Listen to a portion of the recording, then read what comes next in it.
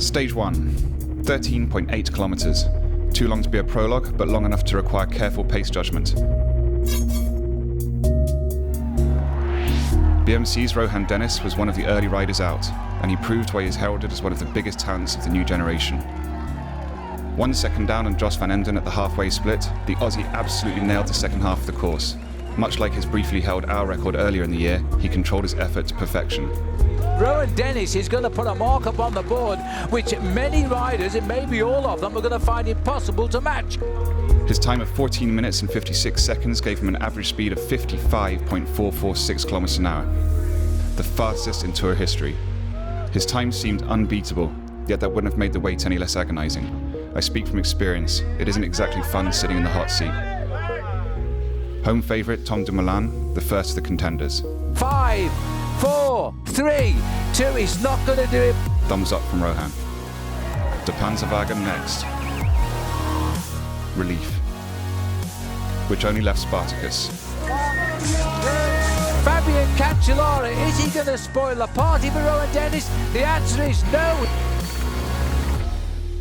Andy Warhol was right. This was Rohan Dennis's 15 minutes of fame.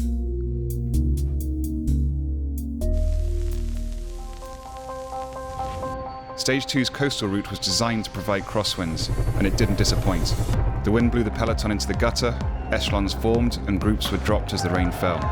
The Northern European teams like Ethics Quickstep and Tinkoff Saxo were in their element. They raced aggressively and, more importantly, intelligently. This pressure that's being applied will see a number of riders being ejected from the back end of this main field.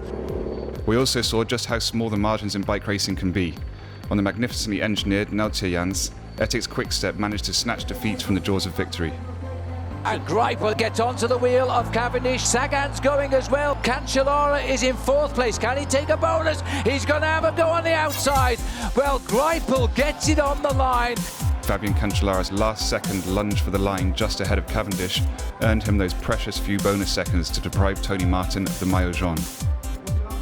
I was disappointed. Now everything is fine. We are a team. We win together, we lose together. Stage 3. In the early stages of a Grand Tour, in particular Tour de France, pelotons are nervous and notoriously skittish, only ever millimetres away from disaster. And the 80-kilometre-an-hour pile-up on the road to Huy was proof of that. There's a big crash has gone down there. I've been in many crashes in my career, none is scarier than the high-speed peloton pile-up. You're totally helpless. You see it coming like a tsunami. All you can do is brake as hard as you can in the hope that you'll be able to slow down a little before you smash into the oncoming carnage. The aftermath of a crash like that is like nothing else in cycling. Everybody is dazed. The first thing you do is check your body. It's always hard to know what you've done to it as everything hurts and the shock protects you from knowing the full truth immediately. If you can get up and you do, then go looking for your bike. Easier said than done. If it works, you get back on it. Mechanics direct to sportifs, they have to make sense of the carnage. All the rider wants to do is get back in the race. We never want to abandon. That's why you get guys like Fabian Cancellara dragging themselves to the finish line despite 2 cracked vertebrae, and Daryl Impey nursing a broken collarbone. It's what a rider does. That day we saw something very rare in the Tour de France, which was the race being neutralised. Some people were of an opinion that it created a dangerous precedent, but in my opinion, Christian Prudhomme and Thierry Gouvenou were bang on. It was a second crash and the lack of available medical staff that made it essential that the race be stopped for due care to be given. And it wasn't as if we didn't get to see the assault in the Mur de Huy. TV doesn't do justice to its steepness. Oh, and if you wanted proof of Chris Froome's form, his blast up there told you everything you wanted to know. Stage went to Perito, but Froome in yellow. By barely a single second, from, you guessed it, Tony Martin. Stage 4. The Italians call them Sampietrini, the Germans Kinderkopf, and to the French Pavé. Whatever your nationality though, cobbles mean only one thing to a rider: danger. Unlike last year, the rain kept away, although we had dust instead for that authentic old-school classics look. But just like last year, we had Astana and Vincenzo Nibali on the front and on the attack. Those cobbled roads are so narrow and the race so chaotic that you can be many minutes away from your support vehicles, and we saw just how differently riders can react to adversity. He's got a mechanical. He has got a flat tyre. I'm a big fan of Thibaut Pinot. But all that gesturing and remonstrating with teammates and mechanics was a textbook demonstration in how not to ride these narrow roads. Every second counts, and against the class of riders left in that front group, they're not going to allow Thibaut Pinot back. Contrast that with Tony Martin. The luck he's had here, he's riding Matteo Trentin's bike he's taken, and they've got to try now get him back into the action. And then Tony went full Panzerwagen. He knew what he had to do. He had to attack solo and make it to the finish line alone. Well, he had to do this. He's looking for 1 second. Tony Martin is now the virtual leader. It was a perfect display of his power and panache. Seeing Tony lying on the ground after the stage, his teammates piling in to congratulate him not just in the stage win, but also on finally being in yellow, that is what this sport is all about. You dream about those days, and when they do happen, then it's all worth it. Stage 5. The road to Amiens, except that it was more like a water slide. Oh, there's been a massive pile-up here. The peloton was riddled with stress, which led to danger, with crashes happening throughout the day.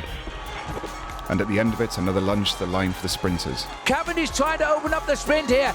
Cavendish coming on the outside. Greipel coming with a rush on the left of the road. Andre Greipel in green. Yet more disappointment for Cavendish.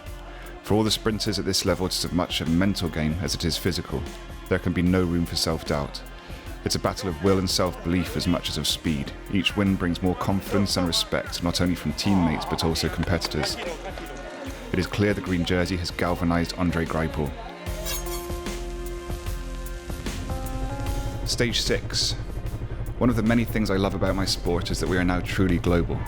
This year has witnessed the debut of MTN Quebecer, the first African team to line up for the Tour. And on the Côte de Tillul, their climber, Daniel Tekle-Hamanot, secured the point that put him in polka dots. The Eritrean becoming the first African to wear the King of the Mountains jersey. It's a special moment in any rider's career. But the stage will always be remembered for what happened less than a kilometre from the finish line in Le Havre. Race leader Tony Martin went down, taking out Nibali, Quintana, Van Garderen and Froome with him. He suffered the worst. As his teammate Zdeněk Stybar soloed away to his first stage victory in his first ever Tour, the other Ethics Quickstep riders helped Tony up the hill to the finish, an image that will live long in the memory. Broken collarbone notwithstanding, Tony congratulated his teammate and fulfilled all his yellow jersey obligations before disappearing off to have his worst fears confirmed. The curse of yellow had struck again, the Panzerwagen forced to abandon.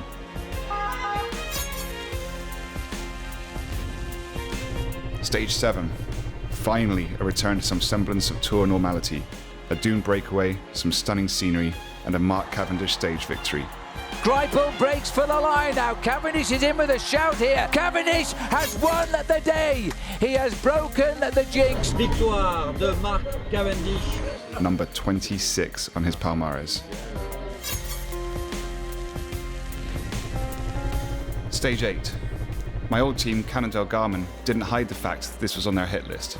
The short yet brutal Mille de Bretagne. Their man for the job being Dan Martin.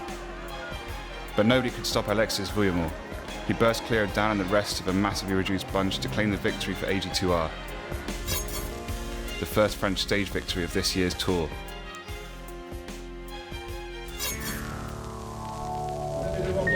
Stage 9.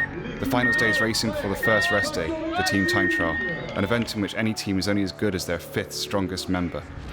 It's a discipline that I loved and hated. Stress, fatigue, crashes and abandons have affected every team. 28 kilometres from Vannes to Pumalec would decide the outcome. BMC come up to the line. It's going to be desperately close this. They get best time. He's cracking and they're going to have to wait for him because the time is on the 5th man and it's going to be the Maillot Jaune who might be the number 5 man here. He's coaxing them in. BMC will win the race, but it is Froome who keeps yellow.